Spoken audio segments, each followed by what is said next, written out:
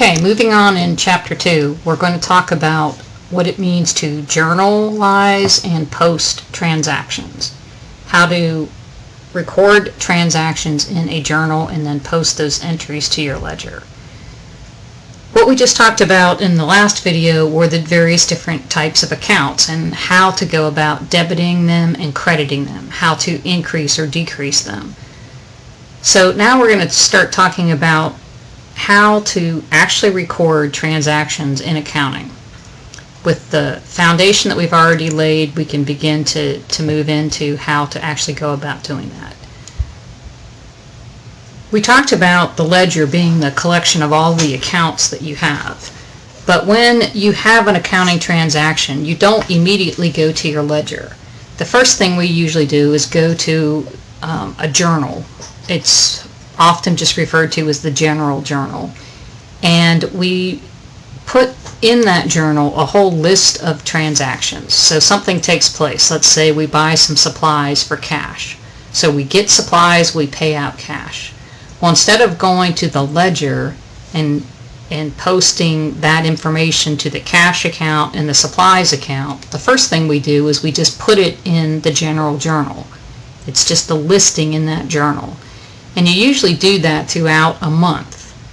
And at the end of the month is when we then transfer that information to the ledger, where we actually post that information to each individual account.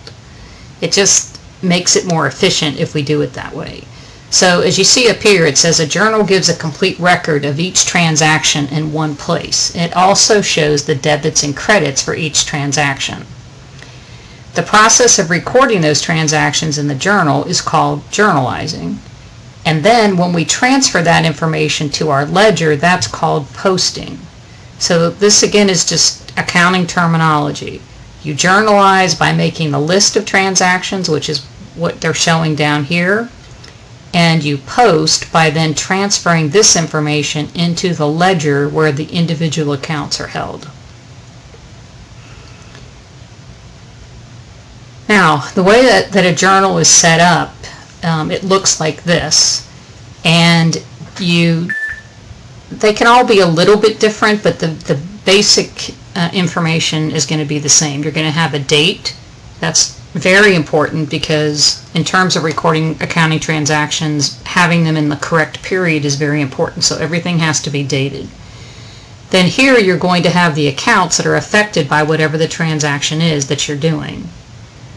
Over here you're going to write which account is debited and which account is credited. Because remember, debits always have to equal credit. So if you debit something, you have to credit something else. So here they're just showing you two different transactions. This one is cash and common stock. This is supplies and cash. Debit and credit, debit and credit. So in your journal, you're just listing the transactions. And then later, you take all of these transactions and post them to the individual ledger. You also, as you can see here at the bottom, you can write a short description.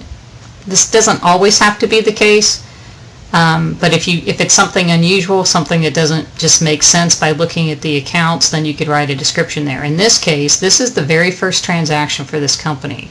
It's showing that they're receiving the investment by the owner. So the owner is putting cash in the company and he gets common stock in exchange for that. The second one here is he's purchasing supplies for cash. So he gets supplies, he's giving out cash. So those are the accounts that are involved. But what you have to do when you journalize is you have to analyze those accounts and determine, first of all, what accounts am I going to use and what am I doing to those accounts? Am I debiting them or crediting them? And this is where you have to apply what we learned in the last video. So in this case, the owner invests $30,000 in cash in the company.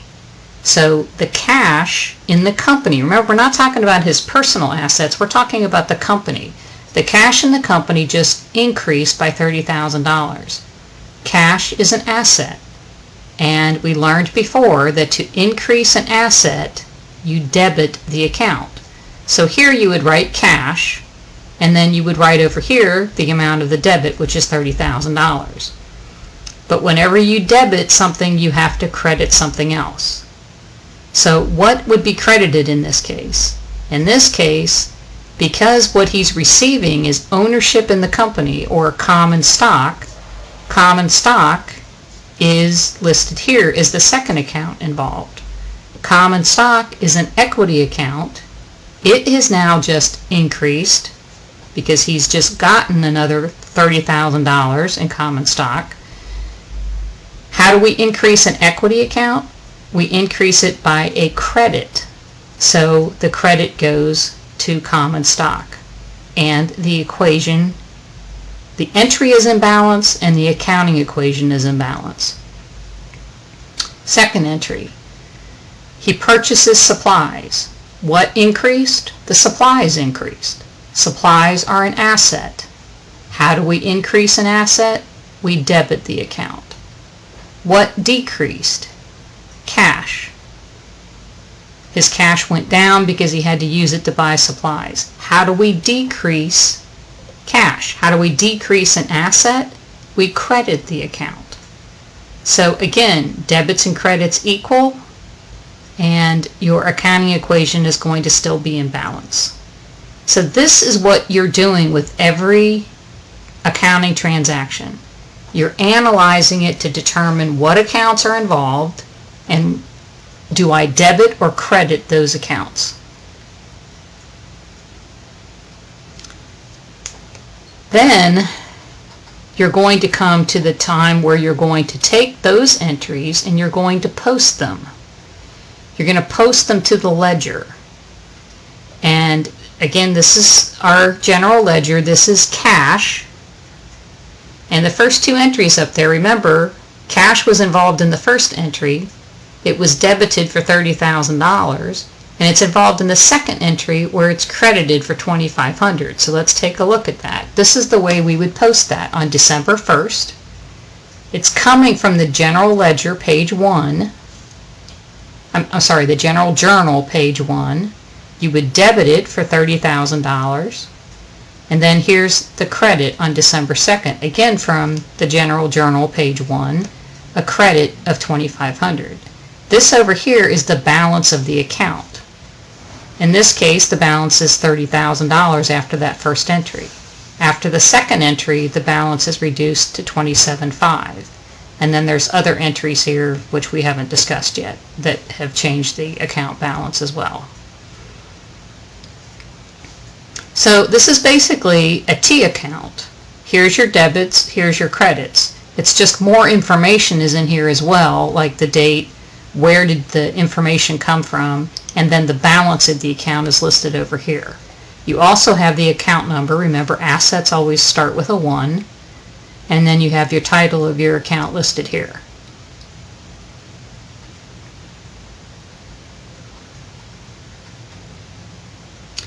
This is showing that very first entry in more detail. So here's cash, debited $30,000, but remember the credit went to common stock. So in the ledger, you find the common stock account. Remember, it's a 300 account for equity, and it would be credited. So the balance after that particular entry would be a $30,000 balance. But remember, this is a $30,000 debit balance, and this is a $30,000 credit balance, and those two equal each other. Debits equal credits.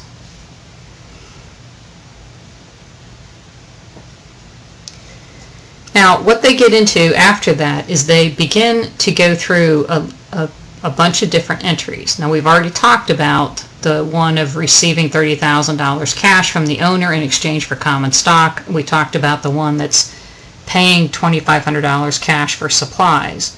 But they go on to give you a lot more entries that you can analyze and look to see how it would be recorded in, this is here how you would record it in the journal, and then this over here is how that then gets posted to the ledger. It's very important that you go through each of these very carefully and make sure that you understand how they arrived at that. Now, up to this point, every one of these, I believe, up through number 7, involves one debit and one credit. So every transaction has a debit to one account and a credit to another account. But that's not always the case. Sometimes, like in this case, you have an entry where, in this case, Fast Forward provides consulting services of $1,600 and rents its test facilities for $300. So the customers billed $1,900 for these two services. Well, we have consulting revenue and rental revenue in two different accounts. All the revenue doesn't go into one account. It's separated into what's coming from consulting and what's coming from rents. So here, when you put it into your journal, it all goes into accounts receivable because the customer is not paying you cash. The customer is doing this on credit. They owe you $1,900. So accounts receivable would be debited because remember, accounts receivable is an asset. You're increasing the accounts receivable, so you debit it. Accounts receivable would be debited for the $1,900, but that $1,900 is split into two different accounts. Consulting revenue would be credited for $1,600 because revenue is increasing. You increase revenue by crediting the account. And rental revenue is increasing, so you also credit the rental revenue account. So in this case, there's three different accounts, but debits still equal credits. So here's $1,900 in this column. If you add these two together, that's $1,900. So your debits and credits still equal.